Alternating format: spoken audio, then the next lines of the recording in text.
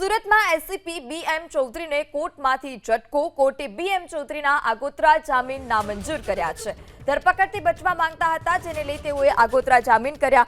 સરકારી નોકરી મેળવવા માટે ખોટી રીતે ડોક્યુમેન્ટ્સ બનાવવાના કેસમાં તેઓને ઝટકો છે.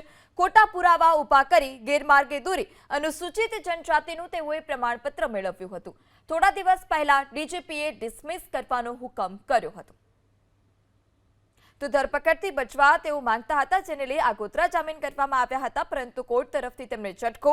સરકારી નોકરી મેળવવા માટે ખોટી રીતે તેઓએ ડોક્યુમેન્ટ બનાવ્યાનું સામે આવ્યું હતું અને ગેરમાર્ગે દોરી અનુસૂચિત જનજાતિનું તેઓએ પ્રમાણપત્ર પણ મેળવ્યું હતું.